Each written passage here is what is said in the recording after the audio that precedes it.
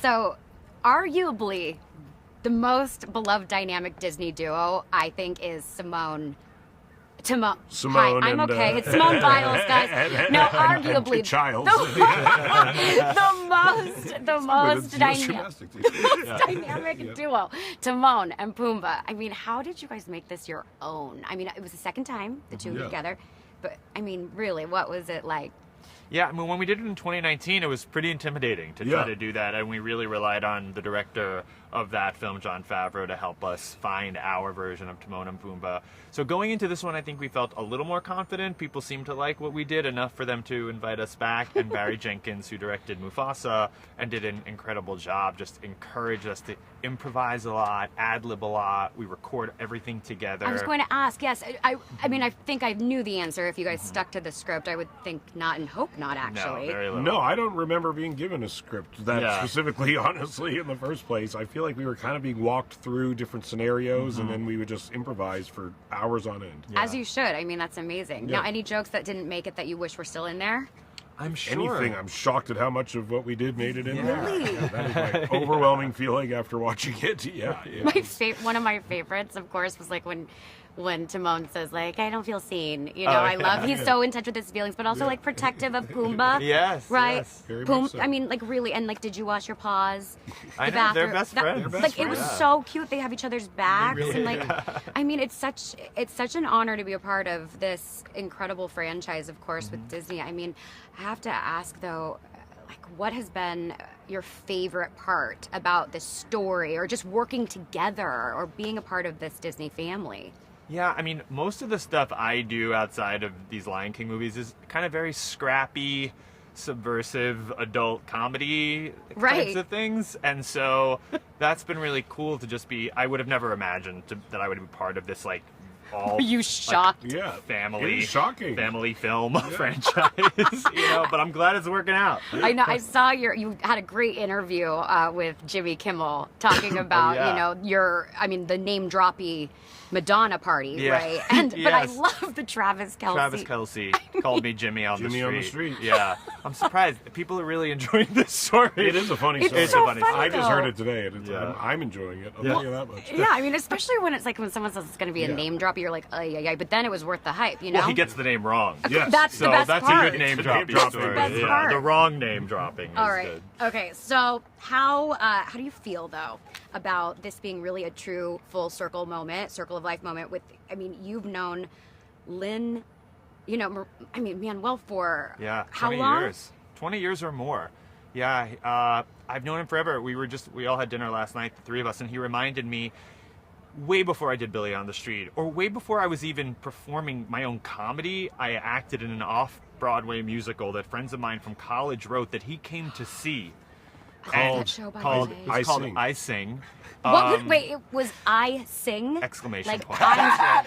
I'm singing? Correct. Okay. Exclamation point. One of the lyrics was, I sing 'cause it holds us together. That's right. How did that not make the Mufasa movie? I mean, I feel like you could have pitched By the way, that. that's more singing than I get to do in Mufasa. I noticed that. Lin-Manuel. It's a real bummer. But no, Lin saw that literally the summer of July 2001. Yeah. And then he said he saw me waiting for the bus after to go home and realized that off-Broadway actors don't make a lot of money. Yeah. No, It really burst his bubble. That's all right. But I love that. I mean, it's so cool. I've known him forever. It's incredible. And it's amazing that we get to do this together. Yeah. I love it. So, also, want to know, I mean, holiday plans, like watching the film with friends, family. I mean, what are you thinking for the on the 20th, it's coming out, and that's a big day. Yeah. Right. We have two premieres coming up where we'll finally get to see it with an audience. Yeah, That'll be my whole cool. family's coming in actually tomorrow. My sister and my nephews, my parents, and they're coming to the premiere. Yeah, and I watched the movie alone on a laptop computer in my trailer while I was filming something else. So it'll be wonderful to watch it on a big screen with an actual audience, so I'm not the only one laughing at myself. It's so moving, especially the surround sound. I mean, you feel it. It's just so spectacular. I mean, I have to ask, what was your favorite part about working together, the two of you? What's your favorite part about your Timon, and what's your favorite part about your Pumbaa? I think it's fun that we get to be in a movie like this, but that it really does feel connected to like what we do, you know, like we both came up in improvisational comedy, and the fact that like we've been allowed to kind of carve out our own little nook of improvisational comedy in these giant expensive movies where we really can play off each other and come up with stuff that we actually think is funny, that is our tone and style.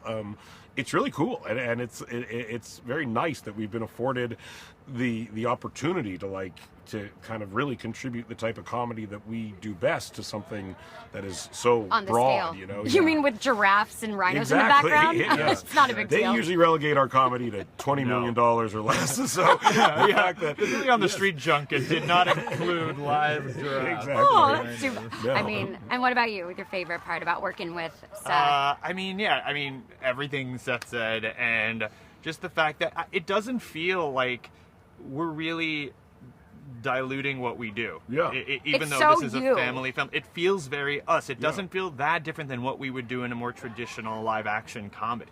just a little less profanity. Right. Less perfect. We can't rely on some of our crutches. Yeah. But other than It that, would be funnier if we could swear. No, I honestly, will tell you if that, Timon dropped an definitively. F-bomb, Yeah, that'd it would get a be kind huge of funny. response. Maybe the the Timon and bloopers. Pumbaa prequel. There's going to be a lot of The cursing. R-rated, R-rated prequel. Okay, my last little moment though. I know you didn't sing too much in the film. Obviously, you had your one little like Hakuna, not Matata. It was Not Hakuna Matata. Mufasa. Can I Yeah. just hear you do a little song of Hakuna Matata, please? Oh, God. I barely sang it in the actual movie. Listen, I'll do it with you. Hakuna Matata. I don't know if we Please. have the rights to it. Do we not? All right, then. I mean, Sorry. well, what's your favorite Hakuna Matata way of like no worries? What's it for you? I say it a lot in Yeah. life. I find Mm-hmm. it to be like a phrase I have taken to saying. Yeah. And I hope people don't piece together that I'm quoting myself in a movie every think time that's I do it. fantastic. Yeah, I think I it is do. good. Nothing cooler than quoting yourself in Yeah, a movie. You've reached that level, Yes. Seth. That's what you want to be doing in life.